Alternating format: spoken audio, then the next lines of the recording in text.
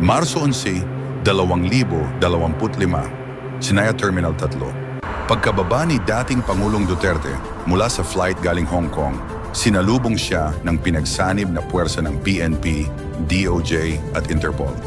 Walang warrant na ipinakita, ngunit agad siyang inangkin ng mga operatiba at isinakay sa van papuntang Villamor Air Base.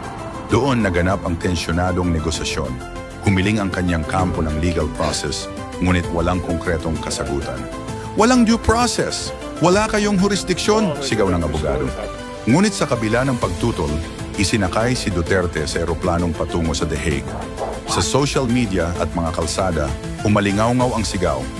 Dinukot, hindi inaresto. Ibalik siya mula sa The Hague.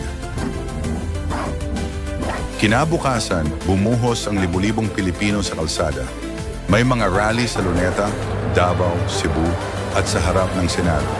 Bit-bit ng ilan ang karatulang may nakasulat, "Bring him home from The Hague."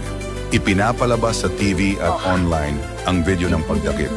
Napansin ng marami, walang binasang karapatan, walang dokumento at tila minadali ang operasyon. Kung siya ay pwedeng basta kunin, sino pa ang ligtas? Tanong ng isang OFW sa live interview. Nag-viral ang panawagan para sa independent investigation. Kahit ang ilang kritiko ng dating Pangulo ay nagsabing, may proseso. Walang sino man ang dapat basta dakpin. Ang issue ay hindi lamang tungkol kay Duterte. Ito ay laban sa iligal na kapangyarihang banyaga. Sa loob ng Senado, nagkaroon ng mainit na diskusyon tungkol sa legalidad ng pag-aresto kay Duterte.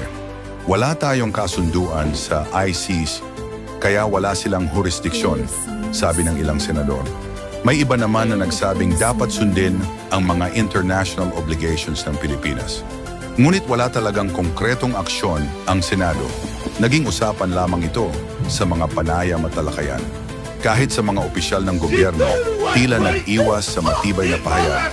Ang DOJ ay nanatiling tahimik, samantalang ang Malacanang ay inilahad na wala silang kontrol sa sitwasyon. Samantala, lumalakas ang diskurso sa social media at mga lansangan tungkol sa isyu ng soberanya at due process.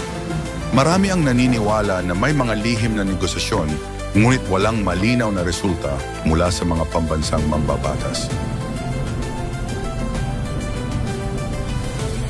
Sa harap ng media, lumabas ang pamilya Duterte. Hindi kami hihingi ng special treatment. Ang hinihingi lang namin ay tama at makatarungan, ani Sara Duterte. Naglabas din ng pahayag ang abogadong si Atty. Panelo.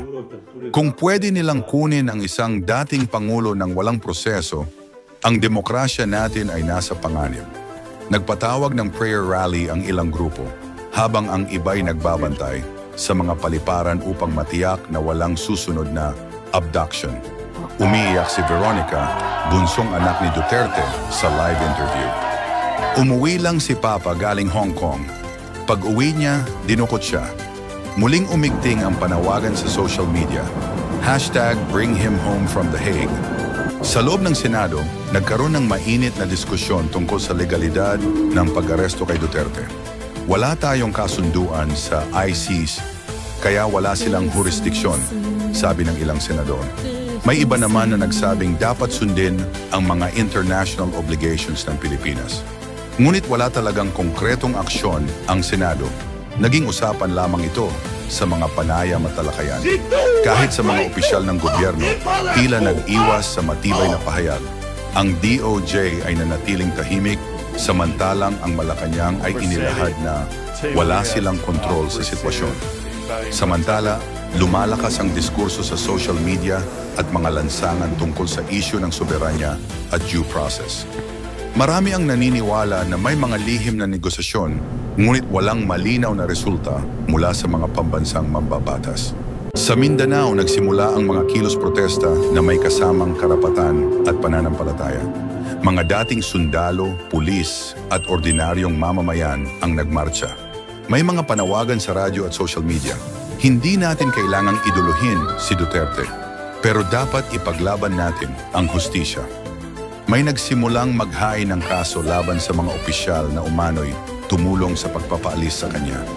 Maging ang ilang abogadong dayuhan ay nagsabing, The ICC has no jurisdiction over non-member states unless there is consent, and no consent was given.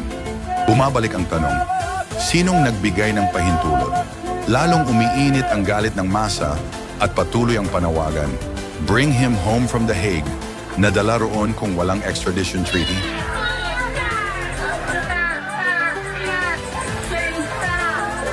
Sa buong bansa, lumalakas ang tinig ng sambayanan. Sa mga lansangan, sa social media, at maging sa mga paaralan at simbahan, iisa ang sigaw, iuwi si Duterte mula The Hague. Ang mga supporter niya ay nag-organisa ng malalaking kilos protesta, bit-bit ang mga placard at bandila ng Pilipinas. Isang matandang babae sa rally ang nagsabi, hindi siya perfecto pero Pilipino siya. Walang dayuhang korte ang dapat magdikta sa atin. Nagkakaisa ang panawagan, hustisya man o depensa, dapat sa sariling bayan idinadaan. Maging ilang kritiko ay nagsasabing kailangang repasuhin ang proseso. Legal man o hindi, hindi ito dapat basta-basta.